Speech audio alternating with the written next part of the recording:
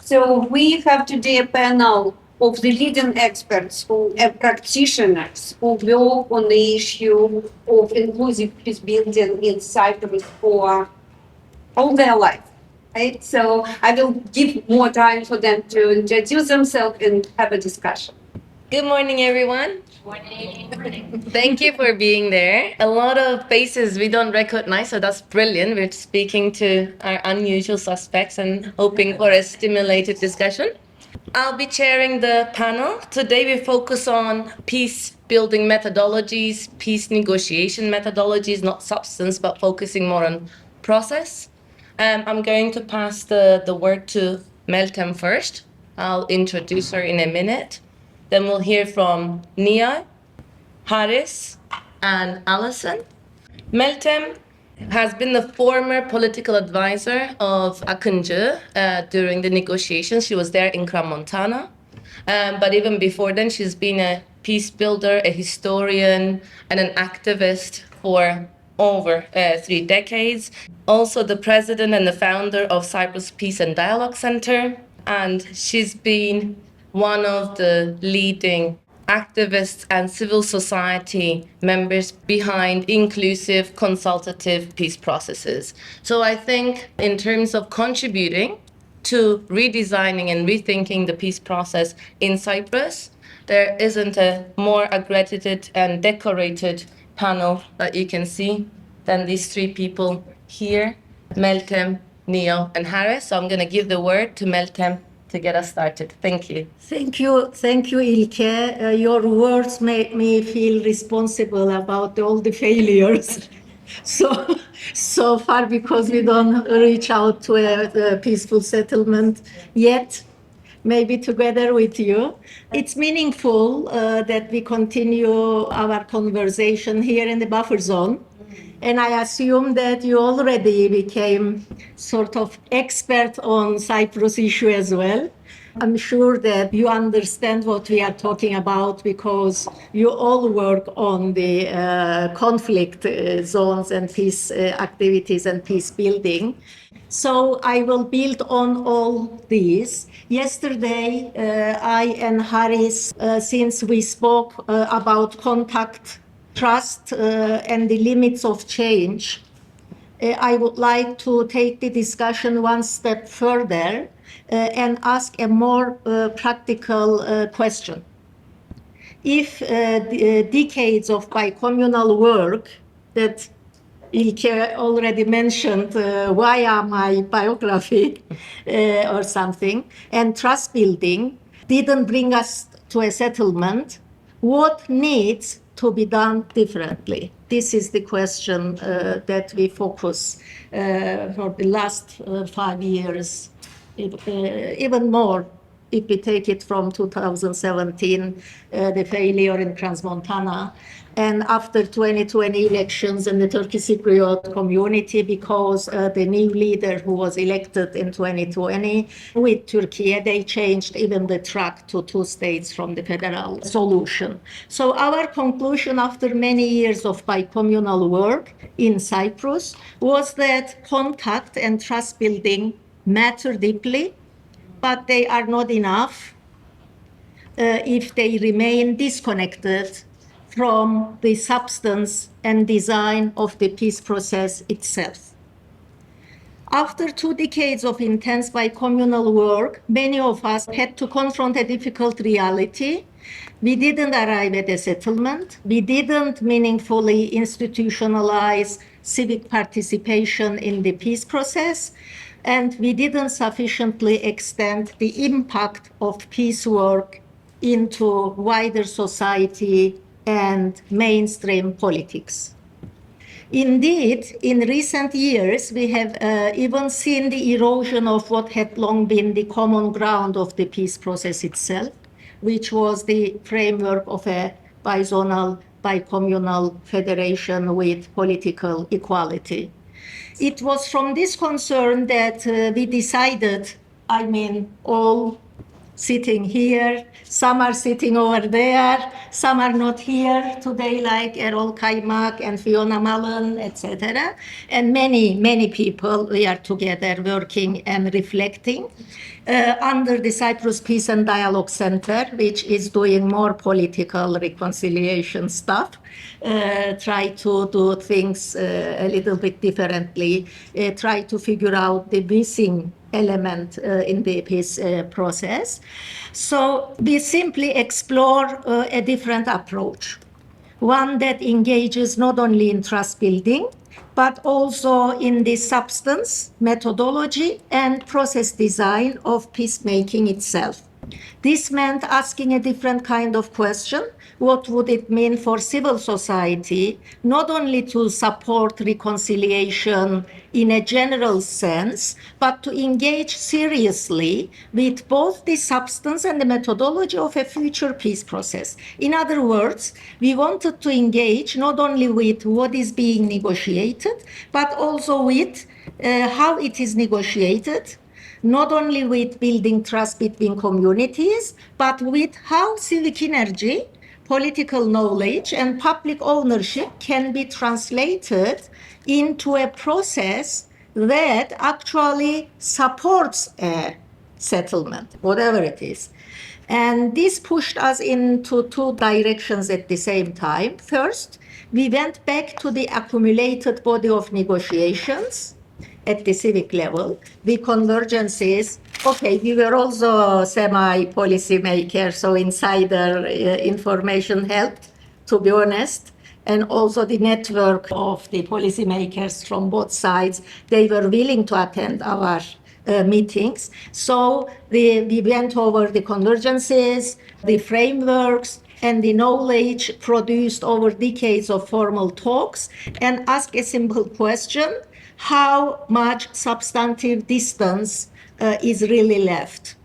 And our conclusion, as most probably you have already heard from Mr. Mauro Yannis and Mr. Nami, and they were also part of the discussions with us, with other negotiators as well, not only them. And I must say that not only the similar-minded people, there were disagreements among ourselves as well. But we reached the same conclusion, which was that substance is already there in one form or another. The Cyprus problem is therefore no longer blocked primarily by a lack of ideas or parameters, but by a combination of insufficient political willingness, maybe political courage, political leadership, risk-taking, weak public ownership, and repeated shortcomings in how the process itself has been designed and conducted. Second, we turned to methodology. Our conclusion there was equally clear. Okay, we had different ideas about when we enter into the details, but generally in principle, there was a joint understanding, which was that this time cannot simply mean returning to the same process with the same weaknesses.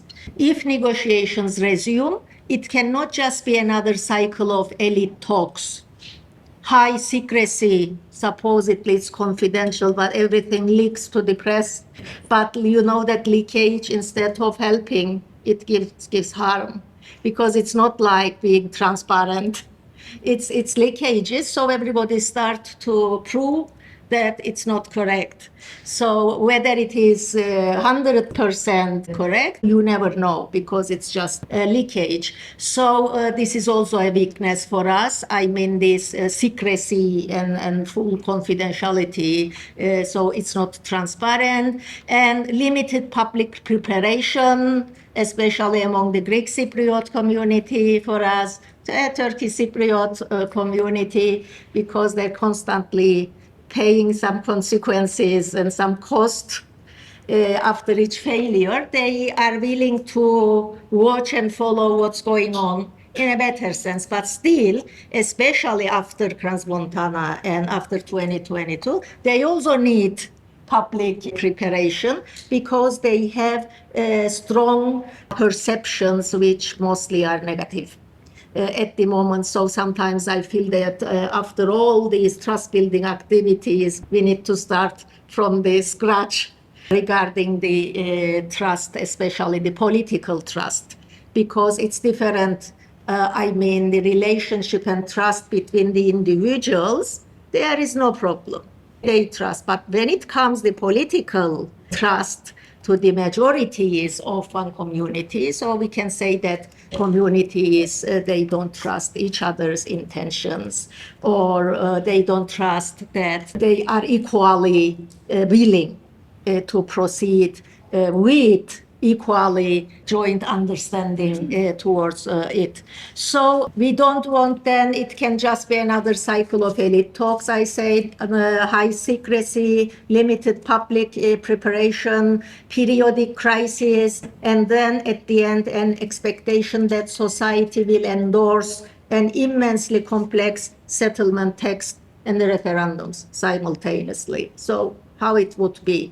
A more credible process also needs clearer sequencing, agreed milestones, if you like, we can name it milestones, and tangible reassurances along the way, not because these replace political will, of course, but because they can help sustain momentum, reduce uncertainty, and create a sense that progress is producing something concrete before the very end of the process. That is why, together with our Greek Cypriot counterparts in Apophazi Irinis, here again one parenthesis, in fact we are bicommunal groups. But sometimes we partner with monocommunal groups as well, such as Apophazi Irinis, Determination for Peace. They are homogeneously Greek Cypriot, pro-solution, diverse group from different political parties. So it's an important group for me. So we partner with them as well as bicommunal, but the Greek Cypriot counterparts in Apophazi Irinis. We argued that this time should be different, more carefully prepared, more results-oriented, more transparent where possible, and supported by agreed mechanisms for handling deadlock and by more meaningful civic participation that I'm sure Neophytos and others will detail these. In practice, this also meant trying to work across levels. On the one hand, CPDC initiated a number of structured bicommunal deliberation sessions involving key political stakeholders, current and former officials, negotiators, party figures, and other influential actors, because we felt that any serious civic contribution had to remain connected to the political realities of the process and to those who shape it. On the other hand, we were equally concerned with how this work could be translated back to the wider public, how citizens could be better informed, better prepared, and more meaningfully involved, not as passive observers at the end of a process, but as participants in a broader culture of shared responsibility. So for us, the challenge was not simply to move from the top down or from the bottom up, but to create a more credible link between the two, between elite level political deliberation, because we need them. Without the elected political elites, we know that we will not make it. But a link with the grassroots civic engagement, lay people, let's say, between substantive knowledge and public understanding, and between peace process design and wider societal ownership. This is also where our interest in consultative and deliberative mechanisms comes in. We began exploring whether structured civic processes, including consultative assemblies or citizens' assemblies, could help create that missing link, not by replacing formal negotiations. I'm repeating these things because we receive negative criticism from the politicians or reservations, let's say, in a polite way, but by preparing citizens for the difficult trade-offs of a settlement requires, widening ownership of the process and creating channel through which informed civic reflection can feed back into the broader peace effort. But for us, the idea was never simply to add participation at the margins. It was to think more broadly about the civic tools a peace process might need if it is to be more resilient and more publicly grounded, deliberative forms that prepare citizens for compromise, if you like, fast feedback mechanisms that can give negotiators a better sense of societal concerns and acceptance levels, and consultative structures that can help to address implementation difficulties, ambiguities, or even deadlocks if a process moves into a transitional phase. In that sense, consultative and deliberative mechanisms are not simply participatory add-ons. They are tools of public preparedness, legitimacy, and responsibility sharing. And if designed well, they can also help sustain momentum and public confidence during a difficult negotiation process, while supporting leaders in making difficult and sensitive decisions. We also believe that this line of thinking has already begun to resonate at the policy level. Yesterday we were talking with Neo if we had already an impact or not. The recent announcement by the leaders of a consultative body suggests that some of the ideas being advanced around civic participation and citizen involvement are being to enter the political conversation. What matters now, of course, is whether such a mechanism will be designed in a meaningful and deliberative way rather than as purely symbolic gesture. This is the risk that we can expect. And let me end with this. I still believe deeply in the value of bicommunal peace work. I come from it.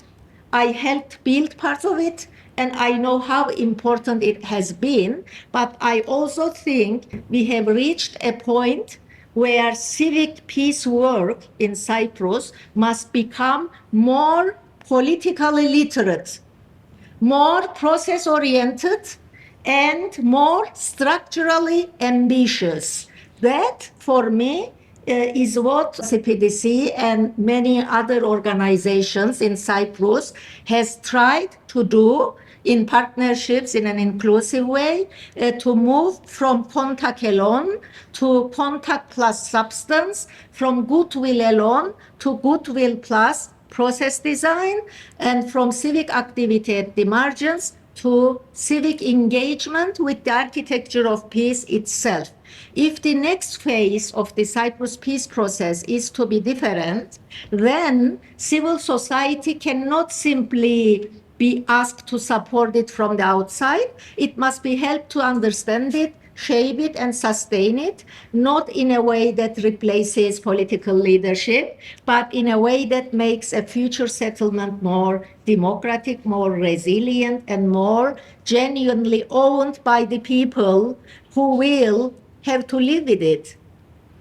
Thank you. And thank you for Thank you. Thank you, Meltem, for a very detailed and comprehensive framing. And three things I take from this is that if peace building work, not just bottom up or top down, can be meaningful, we need structure. And it cannot be fuzzy. It cannot be just built on voluntarism and altruism. It needs that structure. And for that structure to produce something meaningful, it needs to be representative. And that cannot just depend on voluntarism and altruism. It needs to represent all parts of society, whether we agree with them or not. And for those two things to actually work, it needs to be resourced. And it needs to be really well resourced, because I think sometimes we forget that part out, and then we cannot sustain the efforts. So with this, I'll pass the the ball to Neo, a true scholarly practitioner. You can run into him in Japan, in Bosnia, in the States, in Warwick. He is everywhere. Sometimes I feel like he's got a clone. And a true conflict resolution expert with a lot of comparative experience. So over to you, Neo. Thank you very much, İlke. Last time I was in Sarajevo, I was talking to a colleague from the United Nations, and they said, your project looked very promising, but we had just a meeting with İlke and SCORE, and we were going to be working with them because they have so much more experience than you have and so much more to offer. So I'm returning the compliment back to you. Your work has been prominent everywhere across conflict societies. So I would like very quickly to talk about the origins of the idea of involving citizens in Cyprus, how it could be negotiated and how it has been negotiated so far. With Cyprus Peace and Dialogue Center leading this discussion, and what scenarios can we predict in the future with regards to citizens, from the symbolic one to the more substantive participation of citizens. So to begin with, this is not an old idea. Whenever I talk about anything on the Cyprus conflict, I could see my mental citations everywhere and what they have done in the past. It's very hard for a problem that has been around for so long to introduce new ideas. At the same time, if anybody's working on the Cyprus problem, the easiest essay to write is what has been decided wrongly in terms of process design through these years, in conjunction with the big theories in conflict resolution. In fact, if you take everything that has been done in Cyprus and compare it to the literature in conflict resolution, it almost ticks every box in doing things wrong. Every box. It's as if someone has told the Cypriot leaders do everything wrong to block the negotiations. And this is where we start by involving citizens, because we have seen the failure of elite politics. And this is not unprecedented for Cyprus. Reading about deliberative democracy and your book recently, Allison, one of the things that comes out of the literature is that often us as scholars, we're so much obsessed with ideas that we make wrong decisions. Elites, even academics. I'm not taking ourselves out of the elite bubble here. Well, when the citizens are involved, they come up with fresh minds, and often with the average thinking, you can get more in terms of both the efficacy of ideas, but also the legitimacy of the idea. So leader-led negotiations, problematic, has failed so far. We need a fresh start. We need to think of new ideas. Now, these ideas have been around, as I said, for a while now. They have been around for many, many years, but there has been something new introduced by the Cyprus Dialogue, Peace and Dialogue Center, I think, that is unprecedented in the Cyprus negotiations. As various projects, we contributed to the work of the center, but the credit goes to the particular work that Meltem and others have done through this process. And here one should acknowledge the legacy of Mustafa Akinci. I met him personally in Kosovo and Northern Ireland when we were visiting through peace work. So when he became the leader of the Turkish Cypriot community, it was very hard to see him as a party in the conflict. I would see him above that. I would see him the equivalent of what Homer would describe Nestor in the Iliad, the wise person, the tactician, the person who doesn't fight anymore, but gives the speeches to the troops and encourages them to do the right thing, the wise person in the negotiation. Something that we're missing in the last few decades in the Greek Cypriot community. I wouldn't give a metaphor of a Greek Cypriot in the Iliad because that will cause controversy, but with the Turkish Cypriots, we can talk about the legitimacy that the moderate Turkish Cypriots have brought in particular Mustafa Akinci, and through James Meltem is obviously connected. So this wise network is very important here in terms of promoting ideas that are credible, ideas that people could listen to both domestically and also in international fora. But in terms of the more specific details of what Meltem has done, it was a combination of both changing the structure of incentives and also changing the actors. So when it comes to the structure of incentives, the assumption in Cyprus, and going back to the idea that everything was wrong in the process design, nothing is agreed until everything is agreed. That was the main argument here. And what we offer in opposition to that is that even small changes and progress could be extremely important. We can think of gradualist approaches as an alternative to that, and creative ways of doing that. So giving scenarios to the negotiators of how this gradualist approach will work out. In addition to that, bringing in the citizens. And not bringing the citizens in a way that is romantic and unstructured, but as İlke said, having the right process of involving the citizens. To begin with, one of the major advantages of civic assemblies is that the leaders might not necessarily take it too seriously as an idea. They say, okay, we're going to involve the citizens, but we're not really making a concession. That gives us an advantage, because then we can build a structure that can have long-term benefits. Once you build the structure will be there when the leader leaves, and it can benefit you later on as well. So the payoff translates to long-term gains. It's an investment that pays off later on. So what we have suggested is the most likely to be adopted model. We thought that a model similar to the East Belgian model, the Oost Belgian model, and this is where we came up with specific suggestion and the design, would be the most ideal. It's a two-tier system where the leaders appoint the steering committee. The steering committee gives a mandate to the civic assemblies. So it's leader-led at the top level, but then the assemblies themselves are chosen by randomly selected citizens. And again, here we provided the methodology of how to randomly select citizens who come together to address a particular challenge given to them by their leaders. And of course, these models allows for consultation, but also they can decide whether they can have the decisions of the civic assemblies, of the randomly selected citizens from the two communities, being binding as well. We also added other elements into the discussion. For instance, one big facilitator of the whole process is using artificial intelligence, working with AI companies, convincing them that it will be great publicity for them if they give us access to their platforms, using the entire pipeline of AIs to support the civic assemblies, educating those who potentially participate in the AI world. This is Charis' big contribution and her roles. They can talk a little bit more about that as well.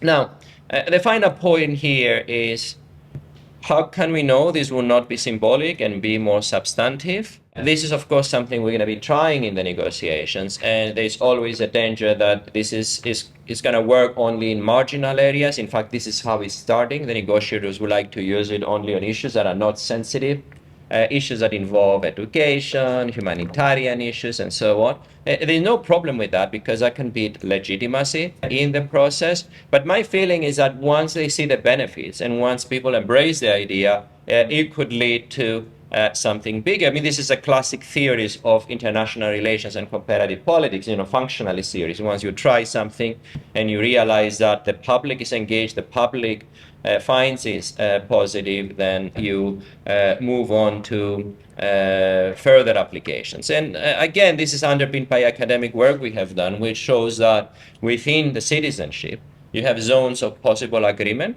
And again, what the literature shows that is informing this work and is informed by your own research is that elites might have different structural preferences than citizens.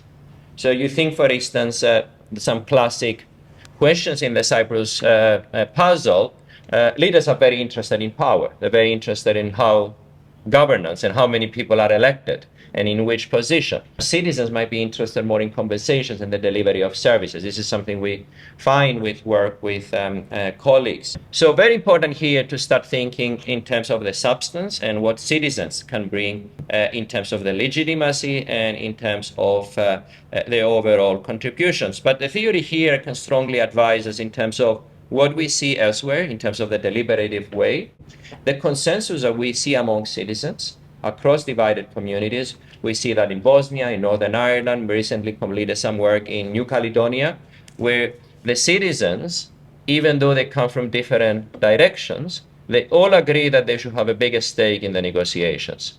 Now, why this is very important in Cyprus, I mentioned at the beginning of my talk that everything that we have agreed so far in Cyprus has been in opposition to what we know in the classic theories of negotiation and in the conflict resolution toolkit. And one of the biggest, if you wish, agreements in the Cyprus negotiations is that one day we're going to have a referendum. Referendums are not a good way of deciding on peace issues. And especially winning 2 referendums is a Sisyphean task. It's a Herculean task. There's no successful peace referendum in this century.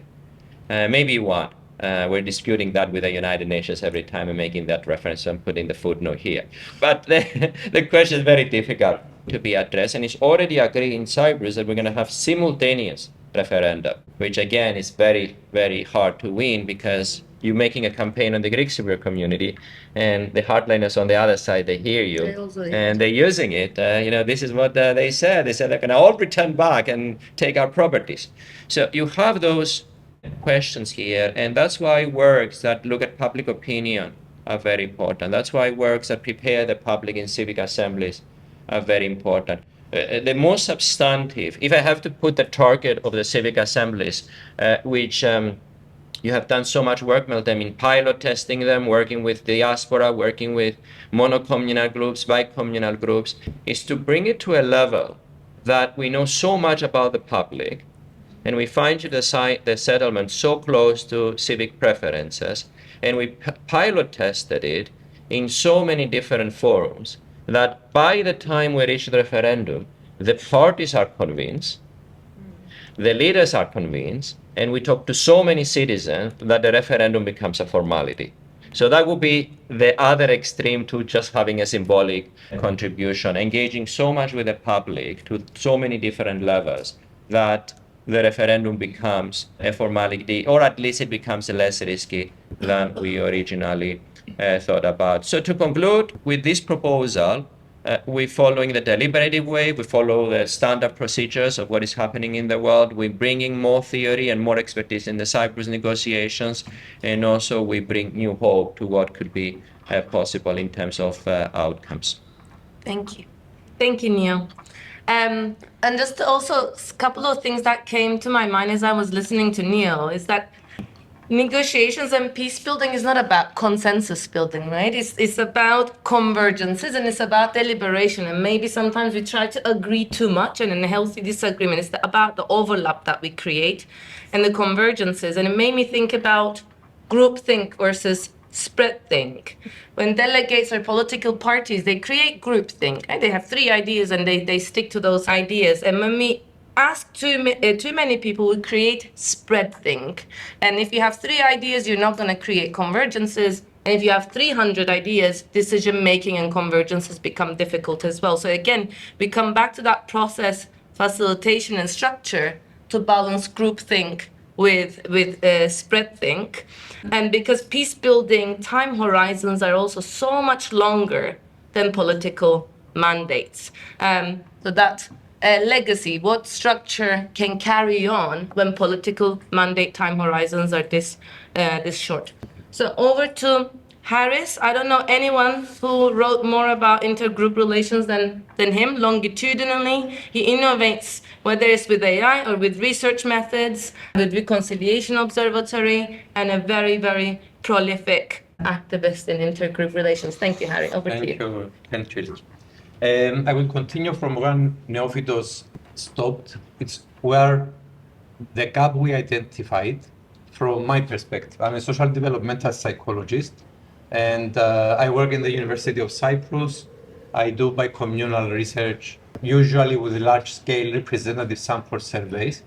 So what we have been doing in the last 20 years is to try to understand the hopes and fears of both communities about the Cyprus issue, what kind of ideal they have in their heads, what they could compromise on, the range of acceptance of different possible solutions. And we have been working on that with Neophytos a lot. And we used a variety of tools, research tools and methods. I could give you some ideas about those and how they fit into the broader effort here to create something new in terms of process. So the first is, I will start from the large-scale representative surveys, because one of the major findings that comes out of this research program is that both communities, in their vast majority, can accept bizonal bicommunal federation.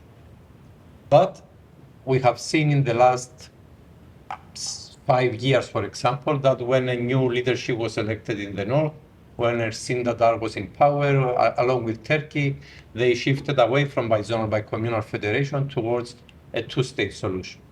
So from that perspective, we knew that, a two-state solution is clearly rejected by Greek Cypriots. So that could not actually move. But we had an election recently in the north, and Tufan Hürman got elected, and he's pro-BBM, and he's very well known for that. So we know that now there is a realistic opportunity, actually, for a solution that would come under bizonal bicommunal federation and be accepted by both communities. But actually, this is not enough, and that brings me to the second kind of research tool and methods we use, the conjoint analysis. Conjoint analysis is a kind of experiment where you try to understand what particular peace package could be accepted by both communities. So we're trying to identify the zones of possible agreement. And how do we do that? Let me give you an example. I want to create a new car, okay? So the color can be red, blue, white. It can be a saloon or sedan or whatever. So these are attributes. And then you have options. So in the case of the Cyprus problem, we know that there are different dossiers. So it's the territory issue, security issue, compensations for IDPs, the judicial system, the executive. This is what has been described by Guterres as the Guterres framework, and it was submitted in a particular form at Crans-Montana that failed. So the one major issue there is how can we go beyond that framework or propose something very similar to that framework that can still be accepted by both communities. So we applied this method, conjoint analysis, which is an experiment. You give people in great numbers, large representative surveys from both communities, a variety of these options in dyads as packages. And every time they select which is the best between two. And they do this 5 times. And once they do that, you run an algorithm, some mathematical algorithm that gives you which of these attributes is the most important for that community and the other community. It gives you the ideal package of one community or the other community, but it also gives you the peace package that can be accepted by both communities. And through that method, we went beyond the title of BBF. We understood that there are at least 118 variations of the Guterres framework that in simulated referendums can actually get 55 plus in referendums. So we know that there is the possibility of an agreement, and we know the varieties. But the question here is, do we have the political will at the top level, the elite level, to reach that kind of compromise? And here comes civic assemblies. Because if we know that, how do you bring the will of people to discuss and to actually come to, through discussion, to suggest these ideas to the leaders also, and gain legitimacy in the process without just being a top-down process. So that is really key for me, from my perspective, as a social developmental psychologist. Now then, to move on to the more practical issue of how do you organize these civic assemblies, I think in terms of preparing civic assemblies, you also need the help of AI and research, because you're not going there just with some broad ideas about what we negotiated in the past. You go there with ideas, yet you have some certain level of confidence that they will actually be accepted by both communities. So you can set the agenda, create a range of acceptable ideas to be discussed, and you can do that either through what I described up to now, or more recently, with the AI revolution, there are some, for the time being, some commercial AI tools. Maybe you know some of them. Rimesh AI. Rimesh AI is an online focus group discussion platform where you can actually have at the same time thousands of people from both communities discussing the same issue. And it's a chat-like platform where you set the questions as a researcher, you get their demographics, so you can do segmentation and understand differences and be within each community. And they chat for an hour, about an hour, on the issues you set for them. So it might be very specific or very broad issues. It can be about the process design of civic assemblies. It can be about the substance, some of the dossiers. It can be about property, about education, whatever, you name it. In their languages, in their own languages. Yes. No language And barrier. also in their own language. So you overcome the language barrier that we have in Cyprus because they can chat in their own language. The AI will immediately translate automatically. They will get the idea, and then it will be shown to all those in the discussion and evaluate their acceptance or rejection of the idea. So if you have a series of topics discussed through an hour, you end up with a very good understanding of what can be accepted by both communities to be taken for discussion of the civic assemblies. And through that method, you actually spend much less on the final assemblies, physical assemblies. You get people engaged around the geography of Cyprus because, you know, there are people who are far away in Garpasia, in Paphos. You know, everything related to intercommunal relations in Cyprus usually takes place in Nicosia. So we're Nicosia-centric in a way. How do you decentralize? Well, AI and online digital discussions are actually a perfect way to do it. So we hit two birds with one stone. We promote direct contact and indirect contact through these discussions, and at the same time we prepare civic assemblies to be successful. I will leave it here. Thank you. Thank you, Charis. In the interest of time and in full honesty, because I would not do justice in introducing Allison, I'll pass the ball to you, and if you could introduce yourself as well, and then we'll pass the ball to the audience after Allison's contributions. Thank you. Thanks, Ilke.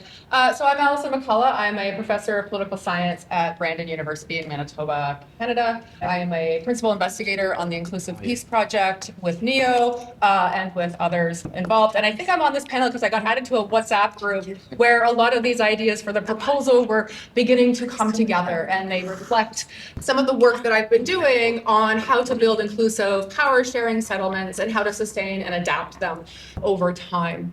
So what I'd like to do with the amount of time I have today is sort of to situate this proposal and how it's sort of come to life within that wider literature and practice of deliberative democracy and peacemaking. And I'd like to suggest that the proposal is innovative, it is feasible, it is context sensitive, and it is in line with good practices in process design that we have seen elsewhere. So as Neo mentioned, we are sort of in what the OECD calls a deliberative wave, one that really began in the 1980s, but has seen a surge in the 2010s and 2020s.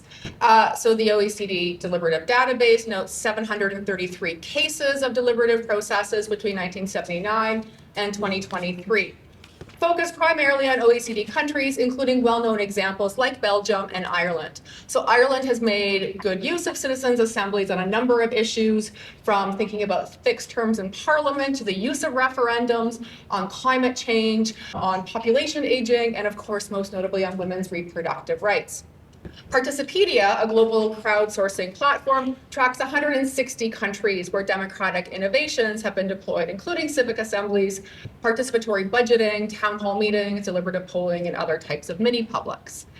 And as discussed at yesterday's book panel on deliberative peacemaking, which is my forthcoming, I'll just put a plug for my forthcoming book, that is co-edited with Ian O'Flynn and Ron Levy, we look at how civic assemblies and other deliberative processes have been organized in a number of divided places, including Northern Ireland, Bosnia-Herzegovina, Lebanon, Ethiopia, Colombia, Guatemala. We see it in Nepal, in the Bangsamoro region, the Philippines, and of course in New Caledonia. So for example, in Bosnia and Herzegovina, there have been local citizens' assemblies on things like clean cities and tourism, other sort of municipal issues that have gathered sort of good support across community divides. But they've also had a nationally convened one on the question of constitutional reform, which is a seemingly intractable issue. Since 2009, leaders have had many failed attempts to consider how to reform the presidency and the upper house of parliament. And this was something that citizens were able to come to a consensus on over the course of that process. Of course, its uptake by political leaders is a different question. But certainly one of the things we know is that a central dynamic in how these kinds of deliberative processes work hinges on what we call institutional priming, or where introducing carefully structured deliberative processes into a conflict can jumpstart deliberation between groups or can help to restart those that have stalled, highlighting the importance of process design. They also show that they are an important means for building trust as a way to secure peacemaking, both in the short term to get to an agreement and over the long term, over the life of an agreement. So that's building trust between political leaders from different communities, between leaders and the wider public, and within the wider public amongst themselves as well. Right? Trust being, the trust in the process can help to both produce an agreement and sustain it over time. So for it to have that kind of effect, there's sort of three key issues related to process design that need thoughtful consideration. Who participates, or what method of inclusion, how they participate, or what the mode of deliberation is, and then the effect of that participation, or the capacity for it to have influence. And I'll say a little bit more about each of these. So in terms of the question of who participates, there's a general consensus on a random sort of stratified selection process, making sure that those who participate in the process are a representative sample of the macro public. That helps to support principles of political equality, in that everyone who has a stake in the outcome has an equal shot of being selected to be part of that process, right? So building inclusion in at the front end. One of the challenges, though, is once you get people around the table, is to think about how they actually are communicating with one another. Some people might be better at articulating their views in sort of rational, reasonable terms.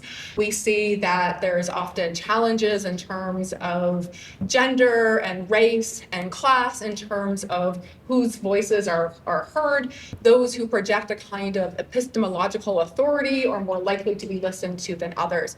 So that highlights the importance of trained facilitators and trusted experts to be involved at all stages of that process, right? Thinking about how those facilitators are selected, their suitability, their independence, they're bringing different perspectives.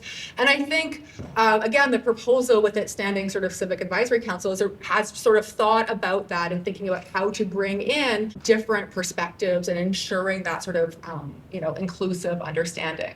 That interdisciplinary group of academics and civil society practitioners and other sort of specialists as well.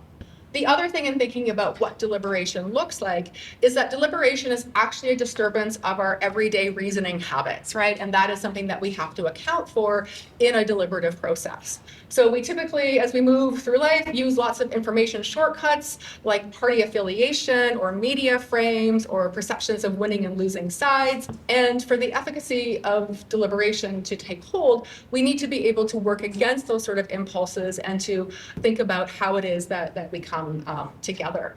And again, this is particularly important in multilingual settings, thinking about what language people are communicating in. While I am a little more skeptical of the use of AI than some of my colleagues, I think this is one of the areas where it can be put to good use, particularly for that translation piece, right? So that people speaking different languages are in communication with one another. And we have seen the UN has used Remesh in other processes as well, including in Yemen and Libya and elsewhere. So there is precedent for thinking about some of those tools. And then finally, I think the other thing to think about is the product of deliberative talk, right? What happens in the mini public and policy making. And in many cases, these are merely advisory or consultative. What they decide may or may not be taken up by elected representatives. And participants in those kinds of processes are often encouraged to see it as an opportunity to learn rather than to offer guidance to policymakers. But I think that there is a way in thinking about how you want to ensure that what happens in that space is sort of moved upwards in the decision-making change, and to think about the ways in which elites are then responsible for engaging with those kinds of proposals. And that can be tricky because political leaders often do not want to, devolve that kind of power or let go of that final decision-making. But I think there are ways this can be facilitated, and I think that the proposal has some really thoughtful ideas on how this can support leaders that rather than overtake them, particularly on difficult and sensitive topics. And then I think this has been raised already, the crucial part is what happens next, right? That question of publicity and widespread reporting.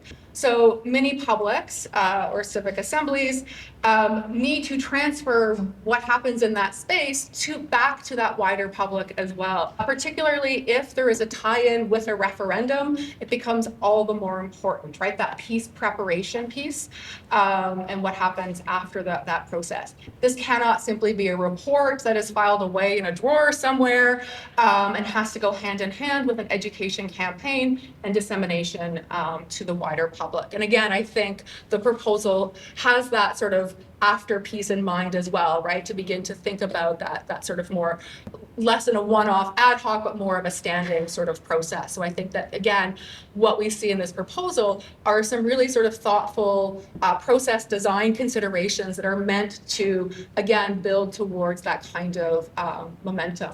And maybe, again, just to sort of think about how very often peace agreements are often very sort of lowest common denominator settlements. It's like just that little piece that people can agree on.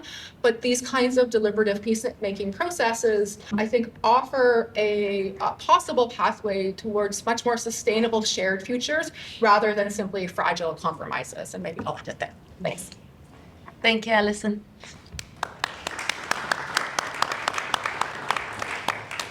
Good. We have time. Good. Please, yes. In terms of process, how do you know, is there anything in the process that helps you to get to a sense of we have followed these things and now we know that we're kind of at that point that when we do the referendum, we have reached enough people, there's been enough engagement, enough participation. So how do you actually know we are now at a place where we can go to referendum and know there was sufficient participation? Thank you. Magda. We'll take a few questions and then I'll pass the ball back to the panel. There's been a lot of civic engagement. Money is always the issue because we've all been volunteers. So where does that money come from? Considering there's this pushback on especially women's rights. And the second one is AI. I think AI is a very interesting concept. But how educated is civil society, and I'm including myself, on how to use AI? And there again, are you not limiting yourself to people that have access to internet? So you're again excluding a certain part of the population, which we are Nicosia-centric. Our biggest issue is to include the outlying areas, not only the Limassol and Perinas and Impasse, but it's also to include the rural areas. So how do you also ensure that the rural society, people that don't have access to internet, are included in conversation? I wonder, how do you deal with the veto groups within these processes? If you have a representative sample, so you probably end up having some people that are not really into peace. So how do you stop them from ruining the whole process? So do you think it's possible to start really implementing, picking this low-hanging fruit and try to implement so it's become normal for people to have more and more peaceful decisions? And interrelated question with that, you also talk about deliberative democracy and the way that, yes, people come from very different background, epistemologies and skills. And in my experience working in different communities, it's not only about preparing facilitators, it's actually preparing people. It's legal literacy, it's negotiation literacy, and how do you address this, especially in civic assemblies inside? I have two questions. One has to do with legitimacy in terms of to what extent the political elites, and especially the leaders, have committed to really engaging with the products of these processes of the citizens. And the second one is, have you thought of readjusting the process as the political environment changes? Because the political environment is very dynamic. And to what extent these external changes can really influence what the citizens will bring in these processes of deliberation and so on. And finally is the transfer. The transfer both horizontally and vertically, so as to create a different culture of a democratic participation. We are a traditional society where the political parties have a lot of power and it's top down usually, and we all know what that means in that respect. And the voices of women, for me, is very important in these processes, because all the processes have been so male-dominated. We've got to find ways to push that different voice. Thank you. My question is related to social media. Since we live in a social media era, misinformation and disinformation is something we also have to manage during the negotiations, I believe. And this also relates to Meltem's comment about lack of transparency of the negotiation processes. And especially in the social media, this is very risky and dangerous, I believe, because that's why the leakages happen. And the leakages happen is not always to the benefit of the process. And usually it harms the process. And I see that there's a lacking component of communication management in the processes as well. What kind of information needs to go out to the public, when and how? This needs to be also considered, I believe. And the people owning the negotiation processes needs to manage it. If you don't manage it, and somebody else is like media manages it, and then it's out of control and everything gets messed up. Thank you. Thank you. About the digital divide or gap in terms of, which is a valid point, in terms of preparing the physical civic assemblies, let's call it that way. There are ways to go around this. I mean, you can go in the rural areas with tablets and do this kind of exercise. So you can cover that concern if you like. It's not so difficult. But let's not forget that this is just the preparatory phase, just to give the opportunity for people to get engaged somehow, but it's not the real physical assembly. The physical assembly will take place talking between people, but there is no digital barrier in that sense. There was also another point. Yeah, the social media, yeah. Probably you've seen that last week we've been in Strasbourg on this AI hackathon, and that's very relevant actually to what you are discussing, because you know one of the major issues we have been discussing there is how do you visualize the field of narratives of, let's say, there is a narrative against the Roma, against minorities, against refugees. How do you detect that narratives and sub-narratives in the social media landscape? And then how do you create counter-narratives and alternative narratives immediately? Okay, so that's easily adaptable to any future process comes. Okay, I can reflect on Magda's very valid question and Maria's. And even I will try to combine. Magda asked about where the money would come. This is a real issue because for a proper citizen assembly methodology to be applied both sides to represent the communities, I mean randomly selected people, it would require. This is one of the reasons that we need buy-in from the leaderships. So it should be under the leaderships and their willingness, plus the UN, and of course EU Commission should be around. So I believe that if they genuinely, that they announced that they agreed to establish a consultative mechanism, that we hope that it would include a plenary session beside the steering committee kind of thing. And this plenary, so far they agreed that it would be worth to try or pilot citizen assembly randomly selected. Then I think funding such a project, let's say, which would be under the UN and the two leadership offices, would not be an issue. But I would combine with Maria's, because Maria says how we are going to manage to keep the leaders committed in these processes, because we know that at the first track, one or the other can simply walk away. It's such an easy. Suddenly they can say that, okay, we changed our mind, and it's there.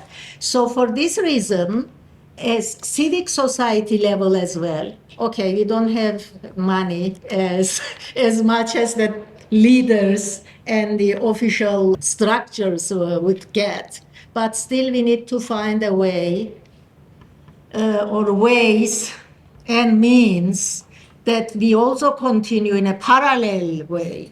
It would not be maybe ideal, excellent, perfect, but we should also continue to provide them a model, pilot experiences. This is what we are trying to do as CPDC. I claim we have a project updating the Cyprus peace process via citizen assemblies. It's not a big project. We don't have a lot of money, but still it works, and this provides the leadership offices as well some pilot initial findings to share with them, and also to provide some expertise with groups like here and others, and this matters.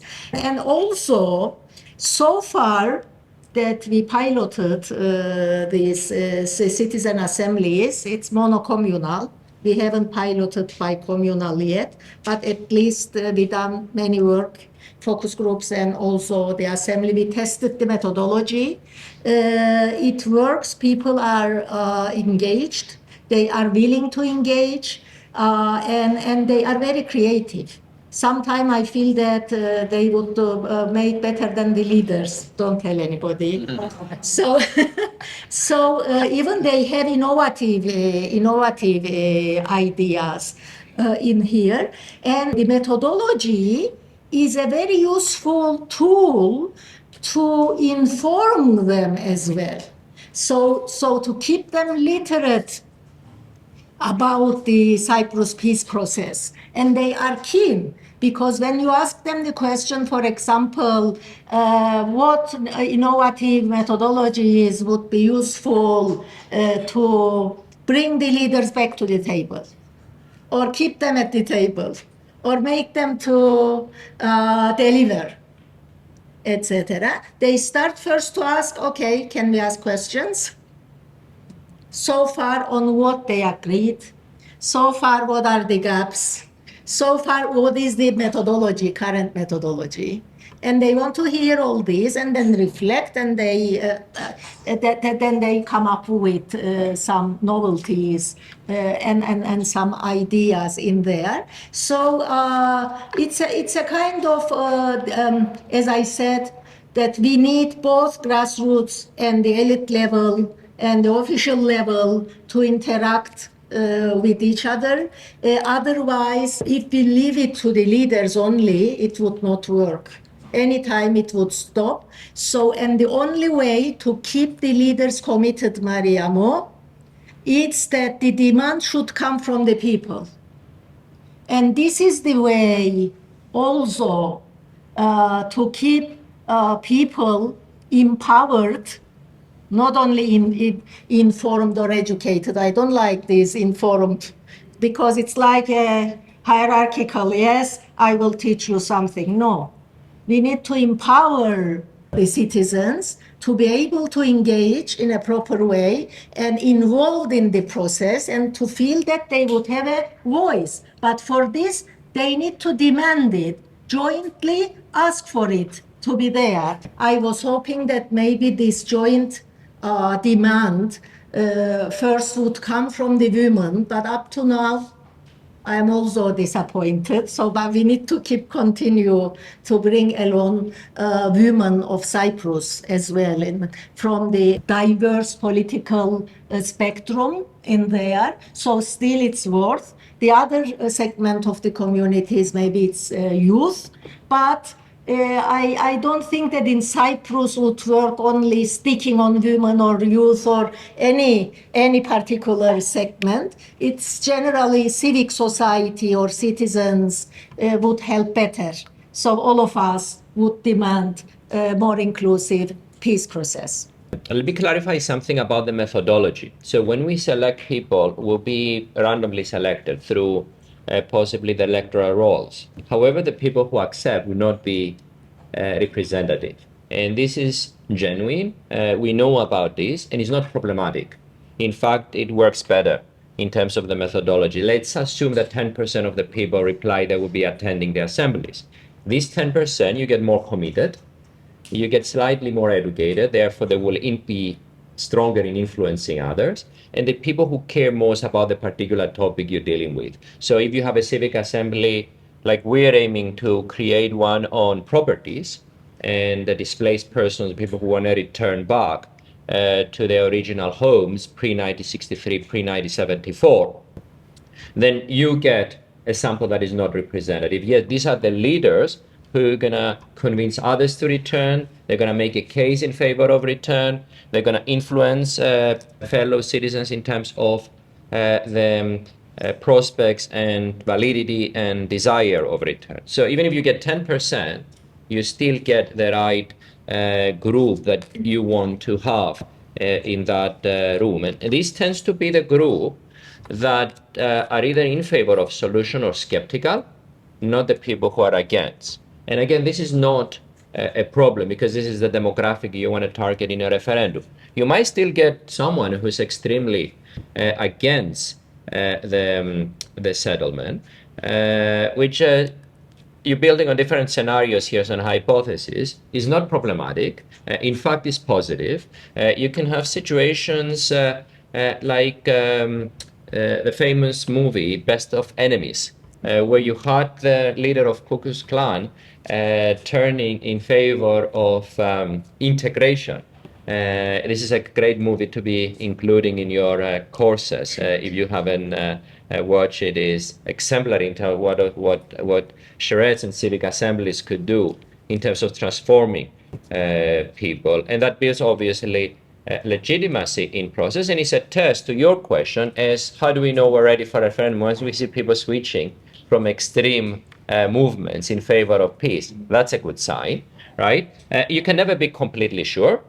Referendums are extremely risky, so you need to take a risk. But what a civic assembly do, it can mitigate risk in various ways. It can increase the chances of succeeding in the first place, but even if you fail, it can create all these fallback solutions. Let me give you examples of those.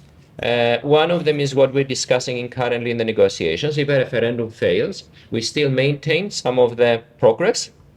So the referendum can take place in 18 months from now, if we sign a peace settlement today. And in the meantime, you have some changes in terms of the territorial adjustments, in terms of opening up airports and communication in the north.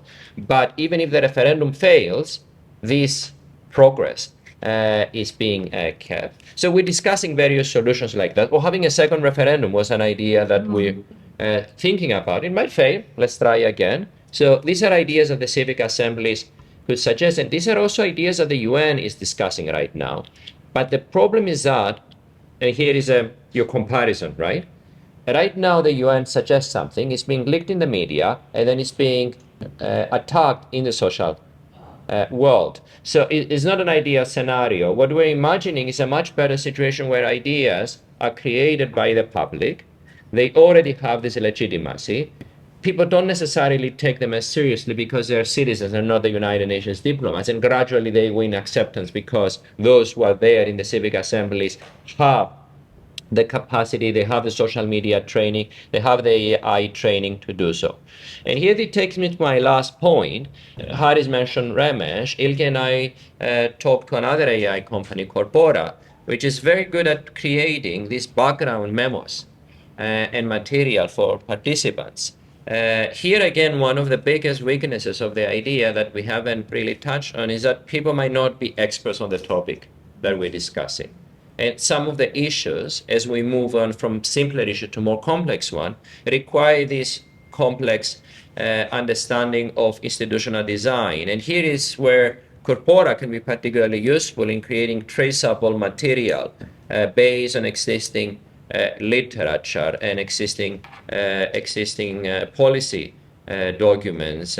So we're getting citizens there and we're preparing them to such an extent that they have several research assistants. You can treat AI as research assistants, and Corpora is one of them, providing you all the background information and allowing you to go there with background knowledge. Some of these AIs are also particularly encouraging towards engaging with ideas such as arbitration. Every time we ask something with regards to what can we do on the Cyprus question, arbitration comes up as a potential option. And then we know from the leaders in Cyprus, they don't want to agree with the other side and let the other side have a veto, but at the same time, they don't want to have a neutral side intervening and helping in arbitration. Some of the AI platforms can do a great job in arbitrating between different positions. In fact, you can think of simulations where one group, the Turkish Cypriots, create one type of a solution on a particular issue. The other group, the Turkish Cypriots, create another solution.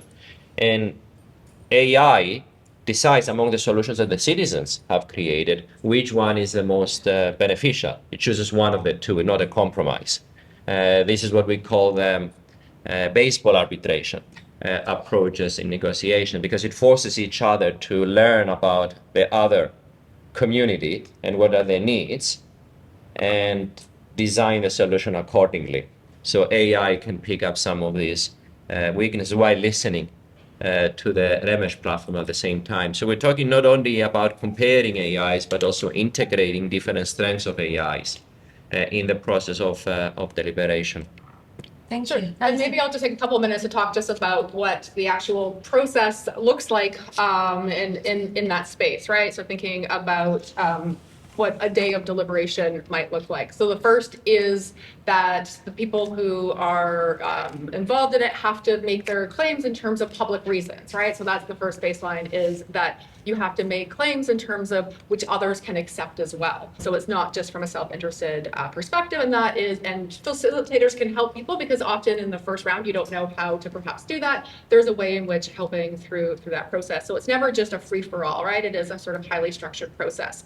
The second thing is that the first half typically is kind of plenary session and a learning phase where, again, bring your experts in to talk through the issue, to provide that background from different perspectives, and everyone is in that learning phase together. You then move into those smaller groups, typically no more than 7 or 8 in a group, and again, with a well-trained facilitator who's making sure that one person, there's always that person in the group who takes all of the time and all of the oxygen, that kind of thing, making sure that there is greater distribution in terms of speaking time, in terms of different ideas coming forward. So it is, again, a highly structured kind of process that is ensuring that those different perspectives in those smaller groups before coming back to that wider group. So again, thinking about all of those spaces instances where someone who might be interested in thwarting the process, they might have an opportunity to have a little bit of time to speak, but they would not be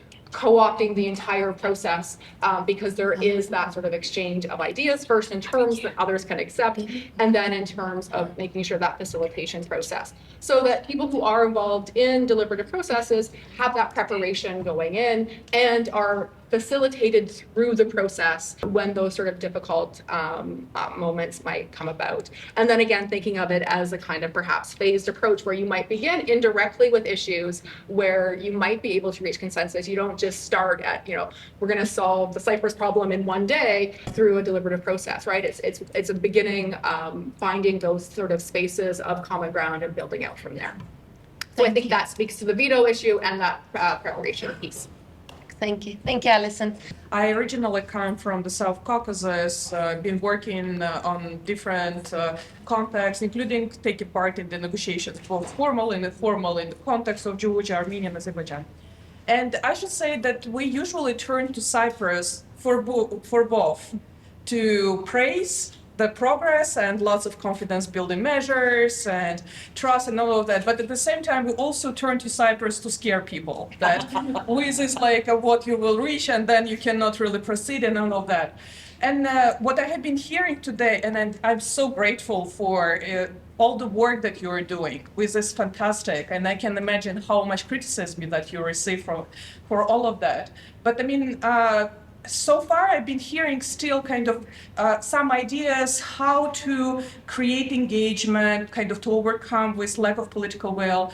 Also models how to kind of find a way to proceed with the next steps. But I don't really understand if I were a Cypriot, no matter where I'm living, how I'm going to live with this, And in that sense, are you thinking, guys, about like some creating pilot zones where people kind of start the testing whether they can start living together, having joined police, joined, I don't know, schools or something, or it's actually outside of any considerations, Maybe you could elaborate a bit more about what's next, right?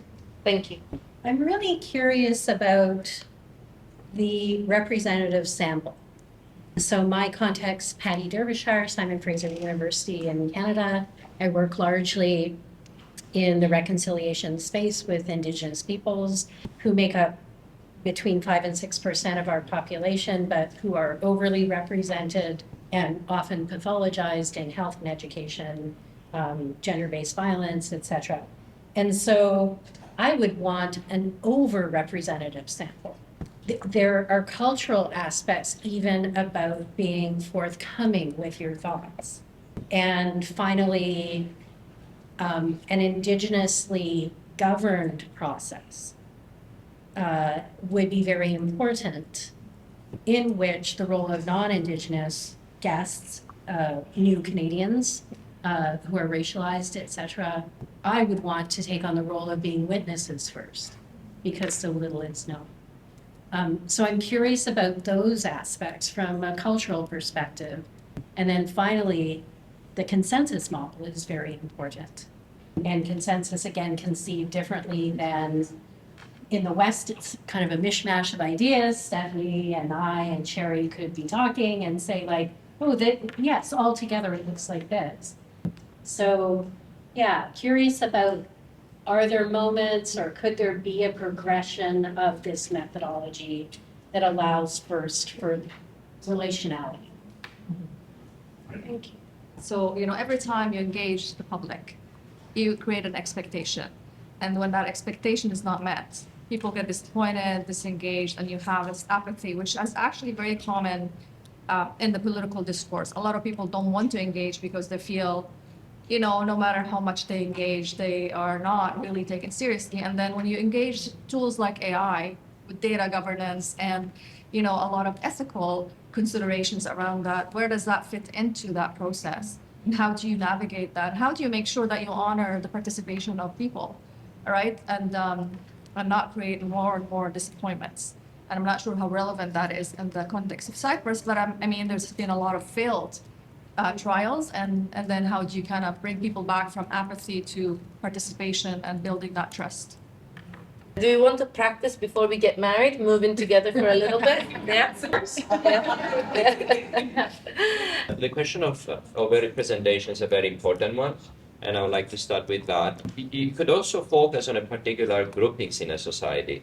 So, for instance, we have three smaller communities in Cyprus: Armenians, the Latins, and the Maronites. So you can have assemblies, civic assemblies, just for them. So their voice is not represented in the negotiations with a separate leader. That's where some of your work with indigenous communities could be particularly useful. Another area that we've been working with our group is diaspora participation. We have the refugee communities overrepresented in the Cypriot diaspora. So a lot of people who were displaced in 63 and 74 ended up in Australia, in the United Kingdom, in South Africa. Therefore, the civic assemblies could allow them to have a voice in a different way, different to their current representatives. We have run surveys in the diaspora as well, similar to the ones we have done in Cyprus. Recently completed a paper, published a paper where we ran the same experiment, conjoint experiment, both in the diaspora and in the local communities. We found that the diaspora mirrors the views of Cypriot island communities. They're not hardliners. They're not the so-called myth of long-distance nationalists does not apply, at least in the case of Cyprus. So engaging the diaspora to hear exactly how they would like to be included is very important in building a consensus, not just only in the island, but also abroad. That takes me back to the question that Magda asked about who is funding it, because what the leaders have right now is a CMP model where governments will be making contributions to the diaspora. But I think more important is to the civic assemblies, more important to engage also with the diaspora. Lebanon has a very good model where the diasporas have been supporting the United Nations, and we want to transfer in Cyprus. But more broadly, if you're in an island who has so many resources, a critical test of whether things will work out in a referendum is talking to the 10 largest companies, Greek and Turkish Cypriots, and asking them, would you like to pay money for peace? If the big companies do not want to pay money for peace, then you have a red flag. You give up, or you send them a letter and say, "Look, guys, you are responsible for. Stop blaming the leaders. Blame yourself." So some clever fundraising here will be particularly important in building the consensus about what the consensus would look like. In the first place. And then the trust building exercise, very important. We know from contact theories that just putting people together might not work. In fact, there is a more traditional conflict resolution work that places that Judge Mason has introduced many decades ago, and people like John Burton here in the UK, of training people with trust building exercises in the first place, and there are a group of those exercises we can introduce in civic assemblies. So you build some trust from the beginning, and then you engage with more difficult questions.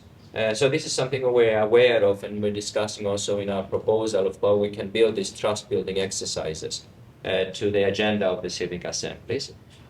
People, in terms of trust, also people would like to know that whatever time they put will be somehow compensated, not only financially, but also in terms of being listened later on. So even though their recommendations might not be binding, we need to have a structure there. They need to receive feedback from the leaders. They need to meet the leaders. They need to meet the political parties. Maybe the UN, leading representatives of the UN, come and listen to these ideas. So these are very important in terms of engaging with the citizens in a way that is respectful and trustful at the same time. I can also reflect on Olesia, yes? Olesia that very rightly said, have you ever tried other models or step-by-step approach or evolutionary approach, or a third zone instead of 2 zones, or something else, or a trade-off Varosha vis-à-vis treaties, etc. So some bigger scale confidence building measures. Bad news that all these ideas were put forward and were put on the negotiation table, but the sides, I mean the parties of the conflict, they never agreed on any of these ideas because we need not to forget the nature of the Cyprus problem is basically a power sharing problem. It's a political power sharing problem, and it's not only power sharing between Turkish Cypriots and Greek Cypriots, it's also power balancing the regional powers, Turkey, Greece, UK, and currently new actors, Israel and America, they are in there. And this problem, this power sharing and power balancing problem started even before 1960. Even before the establishment of the Republic of Cyprus, which was a partnership for Turkish Cypriots, but which was not a partnership for the majority of the Greek Cypriots. It was unfair for them because they took the problem as a majority minority, and they felt that they were pressurized and forced to accept the 1960 Republic of Cyprus. So it didn't run. It ended up in 3 years. The United Nations peacekeeping forces landed to Ireland in 64. So it's not all about 74. And so the other chapters of the Cyprus issue, I mean property, territory, security guarantees, they added after 74. So, but the main issue is the power sharing. So when it comes even a greater scale confidence building, like why don't we trade off Varosha, or why don't we trade off some other territory and then get some power, etc. It doesn't work because still the Greek Cypriot side thinks that it would leverage, I mean, increase the status of the Turkish Cypriots. It would be hidden recognition if they enter in any structure to make these trade-offs. Even in the lesser scale, at the technical committees that we offer some confidence building measures, which is not greater scale, very small, then this issue is there, recognition with implication for the Greek Cypriot official stance and position. And for the Turkish Cypriot side, again, getting some recognition, which is the correct in there, or getting there in an equal basis, etc. And the Cypriots, in fact, they are more realists because when you go to the citizens, they know all these. I'm not sure about the younger generations because younger generations are more like they are used to live under the status quo. And here again, this asymmetric power balance influence that one side would take their time until a better solution would come, whether it is BBF or the other. This is also relevant and correct for Turkey as well. Turkey also, she doesn't have a sense of urgency. So maybe it's only the Turkish Cypriot community who have this sense of urgency. But when it comes to security concerns, then even them it's not very easy to say yes, everything. And about the security issue again, I would like to make this highlight that for Greek Cypriots, security concern, security threat perception comes from externally, I mean, from Turkey. But for the Turkish Cypriots, threat is internal. So the majority, Greek Cypriot majority and dominancy is the threat. But when it comes that they negotiate, they usually take it granted as if the concerns are more or less similar, which is not. Similarly, the other chapters as well. So sometimes personalities like Özdilnami, for example, he is against evolutionary approach, against step-by-step approach, against even this trying new innovations because they will lose time, they say. But people like us, we say that, okay, the ideal is the comprehensive settlement to reach there. But maybe some innovative ideas to try the step-by-step approach or the evolutionary thing again, but whatever the innovative idea is, you need to agree on. All parties of the conflict needs to agree. So Olesia also asked why don't you divorce them? But even for divorce, you need to agree. Right. For two-state, again, you need to negotiate the two-state. You need to negotiate the terms of the divorce. You need to negotiate, and the Greek Cypriot side, as Charis said, they are not willing to negotiate terms of divorce willingly. So we did, this would take some more time, and we will need all of you as experts, the ideas and contributions, and would welcome to stay in contact. Thank you. Thank you. Would you like to? Thank you so much. I'm going to, with these notes, close our panel. Thank you so much for your questions and for such a stimulating and critical reflection. It was a pleasure for us, and hope to see you around to continue the conversation.